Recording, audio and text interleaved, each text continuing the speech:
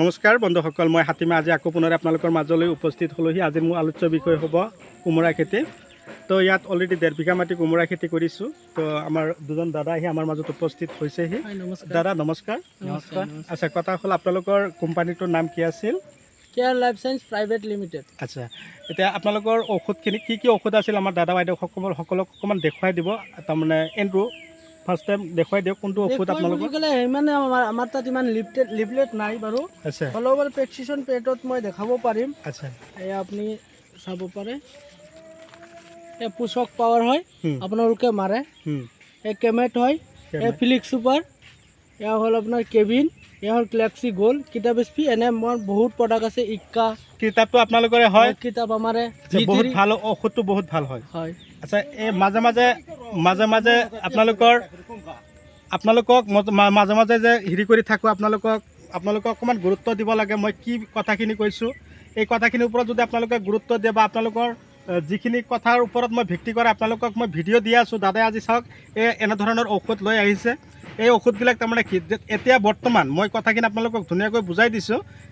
এই বৰষুণ হৈ আছে, এই ৰ'দ মাৰিছে, যিটো ৰ'দৰ টেম্পাৰেচাৰ, মানুহৰ কিন্তু কি হৈ আছে, জ্বৰ, পেটৰ প্ৰব্লেম, মূৰৰ বিষ। আমি এই গোটেই দিনটো কি হয়, এই ৰ'দৰ মাজত কিন্তু খেতিৰ যিবিলাক গছ গছনি আছে এইবিলাক থাকিব লগা হয়। আমি কিন্তু ছাঁত যাওঁ, কিন্তু গছে ছাঁত যাব পাৰিব জানো? নোৱাৰে। সেইকাৰণে কি হয়, সময়ৰ তাৰতম্য মিলাই কিনে আমি কি কৰিব লাগিব, গছৰ যিবিলাক তাৰমানে মেডিচিন থাকে, জ্বৰ হ'লে আমি পেৰাচিটামল খাই দিওঁ, তাৰপিছত তাৰপিছত এণ্টিবায়'টিক খাওঁ। কিন্তু গছৰ যেতিয়া বেমাৰ হয়, গছৰ বেমাৰ আকৌ কোনবিলাক আপোনালোকে নিশ্চয় অৱগত। চাওক, মই ফাৰ্ষ্ট টাইম এটা দেখুৱাই দিছোঁ। এইটো হ'ল গছৰ বেমাৰ। আগবিলাক কি হৈছে চাইছে, কোচ খাই গৈছে। থিপছৰ এটেক যেতিয়া হ'ব, তাৰমানে এইটো এটেক কেনেকৈ হয়, সৰু সৰু পোক আছে যিবিলাক উৰি নেকি আমাৰ সন্মুখত উৰি চকুত সোমায়।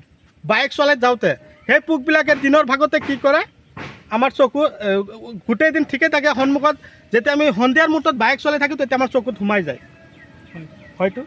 এই পোকবিলাকে কি হয়, গছৰ আগত ধৰক কোমোৰা গছ আছে, জিকা গছ আছে, এটচেট্ৰা ইত্যাদি, তাৰমানে ভেজিটেবলছ খেতিত আগত গৈ এনে ওলট পালট কৰি থাকে, গছৰ পাতবিলাক হালধীয়া হৈ যায়, কোচ খাই যায়। তাৰ কাৰণেই দাদা যিকেইটা মেডিচিনৰ কথা কৈছে, এই মেডিচিনকেইটা যদি আপোনালোকৰ খেতিত দিব পাৰে 100% আপোনালোকে ৰিজাল্ট পাবই পাব। আৰু এইটো হ'ল এইটো থিপছৰ কাৰণে হয়, ক্ৰিট 24।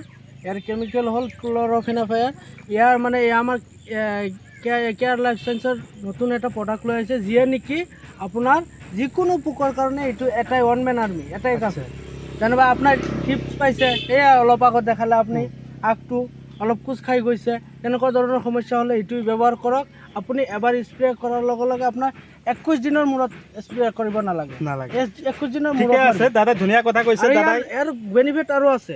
আপুনি এতিয়া ধৰক বাৰিষা কাল, আপোনাৰ বৰষুণ এবাৰ দিয়াৰ পিছত ধৰক আপোনাৰ এইটো স্প্ৰে কৰাৰ পিছত 2 পৰা 1.5 ঘণ্টা হ'লেও আপুনি মানে আৰু ঔষধে কাম কৰিব। বুজি পাইছোঁ। তাৰমানে স্প্ৰে কৰা 1.5 ঘণ্টা পাৰ হৈ যোৱাৰ লগে লগে মোটামুটি তাৰমানে খেতিত যিখিনি কাম কৰিব লাগে সেইখিনি কাম অলৰেডি শেষ, 100% কাম হ'ল। বৰষুণ আহক, যি আহক আপুনি আৰু ইয়াৰ বেনিফিট আছে আপোনাৰ, আপুনি যিটো নেকি গছৰ যিটো ব্ৰাঞ্চিং, সেউজ বৰণীয়া যিটো কালাৰ, এইটো লৈ আহিব। গছৰ যিটো ফলৰ যিটো কালাৰ চিকচিকীয়া বৰণৰ, সেইটো হৈ যাব। মাৰ্কেটত লৈ যাব আপুনি, মানে বেলেগত চবৰ আগতে মোৰ চব্জিখিনি বিকা শেষ হৈ যায় যদি আমি এইটো মেডিচিন আমি খেতিত ব্যৱহাৰ কৰিছোঁ বা ইউজ কৰিছোঁ। আপোনালোকেও কৰক, আপোনালোকেও সফল হওক, আপোনালোকেও খেতিৰ পৰা লাখত টকা উপাৰ্জন কৰক, মই সেই আশা কৰিছোঁ। তো দাদা দুজনে আহিছে, দাদা দুজনৰ কোম্পানী কোনটো কোম্পানীৰ পৰা আহিছে? কৃষি ৰসায়ন। আপোনাৰ এইবিলাক প্ৰডাক্ট ইউজ কৰিয়ে থাকে। মাজে মাজে আমিও কৰোঁ, কিন্তু আমাৰ দাদা বাইদেউসকলেতো নাজানে না, সেইকাৰণে মই আপোনাক বাৰম্বাৰ শিকাই আছোঁ, সুধি আছোঁ। এই কথাটো সোধাৰ প্ৰধান কাৰণটোৱে হ'ল কি, মোৰ লগত আপোনালোকেও কথাটো দাদাৰ মুখৰ পৰাই শুনিলে। কৃষি ৰসায়ন কোম্পানী, এই কোম্পানীত যিখিনি মেডিচিন আমি পাওঁ বা যিখিনি মেডিচিন আমি ইউজ কৰি খেতি বচাওঁ, এই মেডিচিনবিলাক আপোনালোকে যদি ৰ'দৰ সময়ত বা বৰ্ষাৰ সময়ত ইউজ কৰে, আপোনালোকৰ খেতি আপোনালোকে সুস্থ ৰাখিব পাৰিব, সেউজ আৱৰণ থাকিব, আৰু যিখিনি আমাৰ চব্জি হ'ব খেতিত সেইখিনি বহুত সুস্থ থাকিব। আৰু এই মেডিচিনখিনি খেতিত দিয়াৰ কিমান ঘণ্টাৰ পিছত চিঙন দি আমি খাব পাৰিম? এইটো আপোনাৰ ধৰক 24 আৱাৰ্ছ।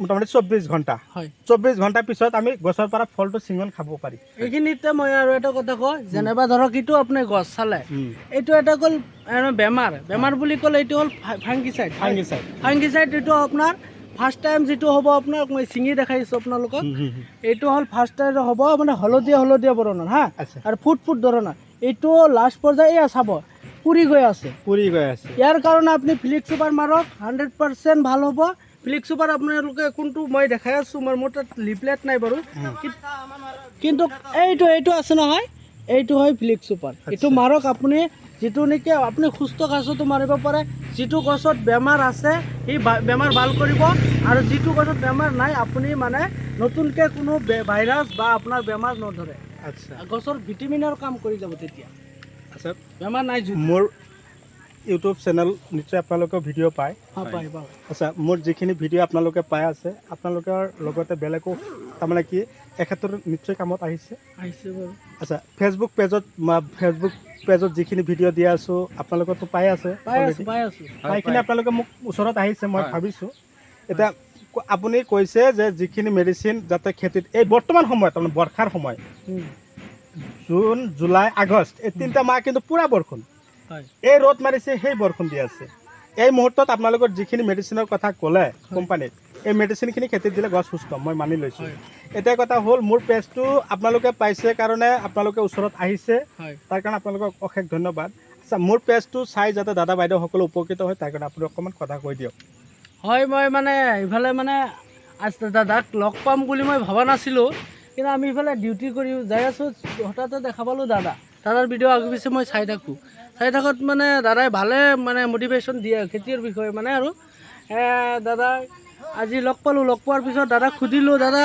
নাই আমাৰ প্ৰডাক্টকেইটা ভালে মানে মেক্সিমামেই ইউজ কৰিয়ে থাকে মই কৰি থাকোঁ মেক্সিমাম ইউজে কৰে আৰু দাদাই যিবিলাক কথা কয় বহুত গুৰুত্বপূৰ্ণ কথা আপোনালোকে অলপ মানে মনোযোগ সহকাৰে শুনিব আপোনালোকৰ বহুত প্ৰফিট হ'ব আপোনালোকৰ যিটো নেকি বেমাৰ যি সময়ত যিটো দৰকাৰ সেইটো দাদাই কৈ দিব আপোনালোকে ভিডিঅ'ৰ জৰিয়তে চাই ল'ব বহুত ভাল হ'ব আপোনাৰ কাৰণে তো দাদালৈ ধন্যবাদ আপোনালোকে যদি মোৰ পেজলৈ নতুন আছে তেনেহ'লে মোৰ পেজটো ফ'ল' কৰিব যদি এই ভিডিঅ'টো আপোনালোকে ইউটিউব চেনেলত চাই তেনেহ'লে মোৰ চেনেলটো ছাবস্ক্ৰাইব কৰি দিব আৰু কাষত থকা বেল ঘণ্টিটো লাহেকৈ বজাই দি আপোনালোকে মোক আগুৱাই যোৱাত সহায় কৰিব তো এইটো খেতিত যিখিনি মেডিচিনৰ কথা ক'লে মেডিচিনৰ উপৰিও গছত আমাৰ কিছুমান খাদ্য আছে যিটো গছৰ গুৰিত বা সাৰৰ লগত মিক্স কৰি আমি খেতিত দিওঁ সেই ফাৰ্টিলাইজাৰ কেইটা আপোনালোকক মই কেইটামান নাম কৈ দিছোঁ তাৰে ভিতৰত প্ৰধান নামটোৱে হ'ল মাইক্ৰ'জেল কাৰ্বগ্ৰীণ তাৰপিছত ছিগমা জোৱান এইকেইটা ফাৰ্টিলাইজাৰ আপোনালোকৰ খেতিত দিলে আপোনালোকৰ খেতিৰ গছবিলাকো চাগে এনেকুৱা ধৰণৰে হ'ব একদম পূৰা চিকচিকীয়া হ'ব